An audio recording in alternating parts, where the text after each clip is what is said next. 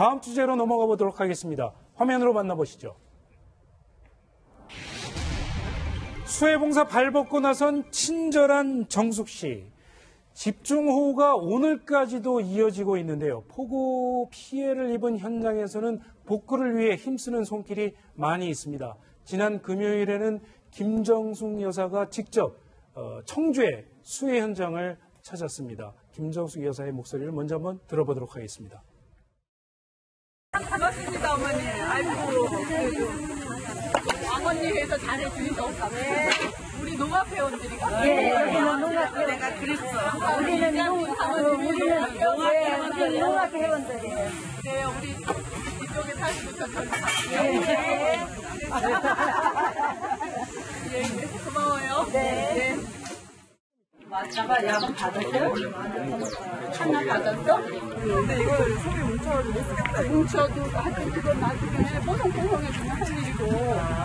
그러니까 넣을 때 좋지만 안 사람이 잘 해야 또 집이 또 일어나니까 그렇게 합시다.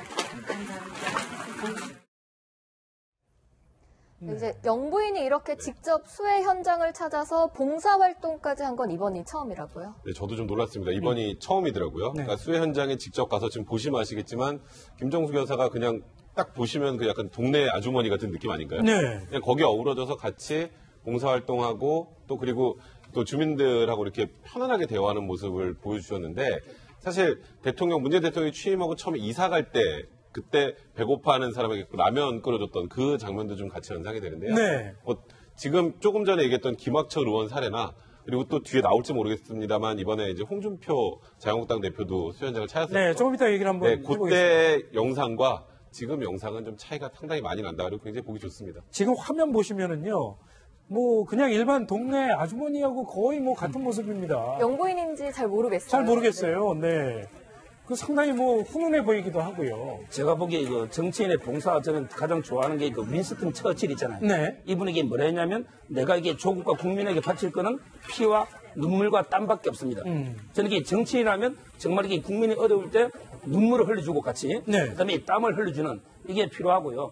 근데 봉사도 저대로 이게 진심으로 어린 뭔가 이게 어떤 의도된 뭐 사진 찍기나 이런 봉사가 아니고 진심 어린 이게 봉사가 필요하다. 네. 이렇게 봅니다. 그렇군요. 자, 그런데 이제 자세히 사진을 보시면 말이죠. 저희가 이제 좀 화면으로 보여드릴 텐데 손가락을 다치셔서 그렇죠. 손가락 두 개를 묶고 봉사활동을 할 수밖에 없다고 그래요. 그렇죠. 그러니까 그런 모습이 사실 국민들한테는 엄청나게 어필이 되는 거죠.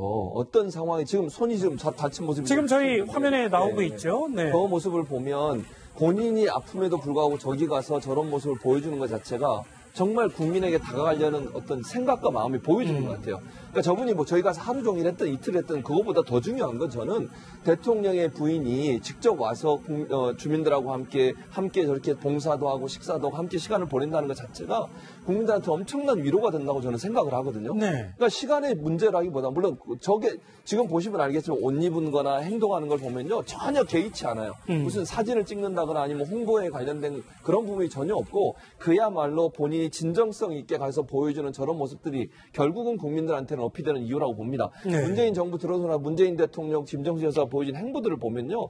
정말 소탈하게 평소에 했던 모습 그대로를 보여주는 것들. 수해 현장에도 저런 모습이 결국은 국민들한테는 엄청난 감동으로 오는 것이고 그래서 아마 문재인 대통령에 대한 인기도 바로 김정숙 여사의 저런 소탈한 모습이 결국 도움을 주는 부분이라고 생각이 됩니다. 네, 또 유경수 여사가 과거에 순천 홍수 피해 지역을 이제 방문한 적은 있었죠. 네, 그렇습니다. 사실은 제가 이 기사를 접하고 네. 김정숙 여사가 최초다, 지원의 최초다 해서 그럴 수가 있을까? 왜냐하면 제 의문의 첫 번째는 이겁니다. 유경수 여사가 사실은 수해나 혹은 한해 또는 어떤 이재민들과 관련해서 엄청나게 많은 또 많은 이야기들이 많거든요. 네. 가서 위로하고 했던 사진들도 많고 그래서 직접 제가 한번 찾아봤습니다. 예. 유경수 여사가 사실 그때 왜 이렇게 많았냐면 지금은 그래도 그때에 비해서는 굉장히 이 관계 수로 작업이 많이 있고 나무도 많기 때문에 그때에 비해서는 이 수해가 크지 않아요. 자, 지금 62년도 순천만 사건을 말씀하셨는데 이때 산정저수지가 터져서 얼마나 많이 죽었냐면 네. 224명의 사망자가 생겼습니다. 한 번의 사건으로. 이럴 정도로 그런 그 피해 현장이 많았는데 유 여사가 62년, 68년, 72년 수해 현장에 많이 찾아갔지만 예. 김정수 역사의 차이는 딱 이거예요. 뭐냐면 위로 방문을 해서 그 당시에 뭐 이렇게 그 금일봉을 전달을 하고 이재민들을 위해서 걷어간 많은 그런 물품들을 전달을 하고 위로를 했는데 김정수 여사처럼 팔을 걷어붙이지는 않았다. 네. 그 차이죠. 팔을 걷어붙여서 직접 4시간 동안 저렇게 닦고 쓸고 하는 장면은 없었다. 그 차이는 있어요. 그러니까 그렇군요. 어쨌든 유경수 여사나 혹은 그 이해 이호 여사나 수재 현장을 방문하고 위로를 했던 그런 어떤 일들은 참 많습니다. 그렇군요. 김정수 여사가 21일부터 이틀 동안 수해 복구를 도운 걸로 알려져 있는데요. 김정수 여사가 찾은 마을이 충북 청주시 상당구 미원면에 있는 청석골 마을이라는 곳이라고 합니다. 이 마을에 지금 20가구가 살고 있는데 12가구가 침수가 되고 농경지 일부가 유실되기도 했다고 합니다. 이 세탁물들이 물에 젖었는데 이불이 물에 젖어서 쓰지 못할 것 같다라고 주민들이 얘기를 했더니 한번 빨아서 쓸 수 있는지 직접 한번 해보자 하고 직접 세탁물을 들러메고 가서 빨래를 직접 하셨다고 그래요. 마대자루도 들고 가는 모습, 네. 빨래 들고 가는 모습, 저런 모습이 사실은요. 물론, 그러니까 여러 가지 보면 우리가 정치인들 같은 경우, 물론 이제 김정수 여사는 정치인은 아닙니다만, 그래도 정치인 준하게 행동을 하시는 거잖아요. 어쨌든 영부인이기 때문에 저분의 행동 하나가 정치적으로 익힐 수밖에 없는 상황인데, 네. 평소에 정치인들이 보여줬던 모습과 다른 모습이기 때문에 충격을 더 받는다고 저는 생각해요. 유경수 여사 같은 경우도 저는 박정희 전 대통령보다 유경수 여사가 국민들한테 더 인기가 있었어요, 사실은. 네. 그만큼 그 여성의 몸으로서 주민들이나 국민들을 감싸는 모습은요, 사람들한테 엄청난 충격을 줄 수 있거든요. 네. 그러니까 김정수 여사의 저런 모습도 사실은 저 이렇게 소탈하면서도 아까 말씀하신 것처럼 이불도 직접 빨롱하고 또 뭐 마대자루도 직접 들어가고 지금 옷 뒤에 보세요. 뒤에도 뭔가 지금 앉을 때 쓰는 것들. 저게 이제 앉을 때 방석처럼 사용하는 그러니까요. 겁니다. 농촌에서 많이 사용해요. 예, 일반적으로 여성분들이 저렇게 다니기가 쉽지 않거든요. 네. 그런데도 그냥 말로 눈치 안 보고 옆에 언론들이 있음에도 불구하고 거기에 대해 전혀 신경 안 쓰고 봉사하는 모습, 저런 모습이 결국은 국민들이 정말 원하는 영분의 모습이라고 저는 생각을 합니다. 네. 네, 또 김정수 여사가 사비로 금일봉까지 전달을 했다고요? 제가 보기에 아마 사비로 한 게 상당히 의미가 있는 것 같아요. 왜냐면 이게 과거에는 거의 뭐 특수활동비 이런 걸로 이게 영수증 필요 없는 이런 걸로 많이 그 금일봉을 줬을 텐데 네. 요즘 이게 특수활동비에 대해서 논란이 상당히 많잖아요. 따라서 이게 청와대 살림도 사적에는 거의 다 사비로 월급으로 하고 있거든요.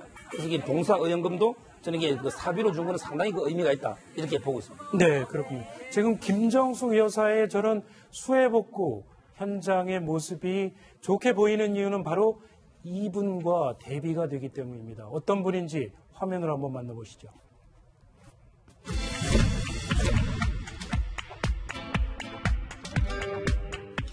민생 챙기는 거는 오늘만 하는 게 아니고 1년 12달 하는 겁니다.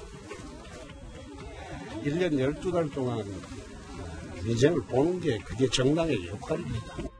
그 문재인 대통령님께서도 그저께 빨리 좀 현장에 가서 이렇게 위로 좀 해드리라고 당부도 하셨고.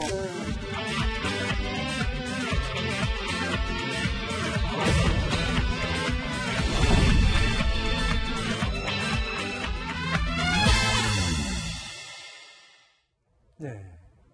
네, 홍준표 대표가 이날 청와대 회동도 거부하고 이 현장을 찾았거든요. 그러니까 사실 그 당시에 이제 청와대 회담을 거부한 거에 대해서도 굉장히 좀 뭐 비난하는 분들은 비난을 많이 했었는데 일단 홍준표 대표는 우리는 민생 챙기게 나서겠다. 지금 네. 하나만 하는 회동보다는 우리는 민생을 챙기는 정당으로 거듭나겠다. 그래서 저 수해 현장을 갔는데 문제는 이제 당초에 5시간 정도가 예정이 돼 있었거든요. 실제로 홍준표 대표가 머물렀던 게 1시간입니다.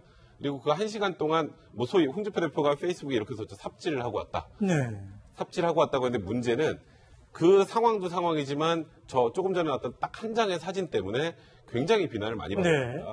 네. 홍준표 대표가 장화를 신는데 혼자 신는 게 아니라 누군가가 이렇게 장화를 대주고 그 위에 이제 발을 집어넣고 있는 장면이 나오는데요. 네. 왜 혼자 물론- 장화를 왜 못 신을까요? 그러니까 홍준표 대표가 허리가 좀 좋지 않아서 그리고 그때 좀 미끄러워가지고 장화를 옆에서 좀 도움을 받아야 됐다라고 얘기는 하고 있지만 그날 이제 그 청와대에서 있었던 회동할 때 보면 문재인 대통령의 커피 테이블을 직접 들어옮기는 장면이 같이 두 개가 대비가 되면서 네. 하루 종일 이제 SNS에서 이 두 개가 비교가 되면서 홍준표 대표의 비난을 많이 받았거든요. 물론 억울할 수 있습니다. 허리가 네. 좀 불편해서 도움도 받았고, 그리고 전날의 이슈는 수해 현장에 가서 우리가 민생을 챙기는 그런 모습이 중요한 거지 저 장화 신겨주는 모습이 중요한 게 아니었다.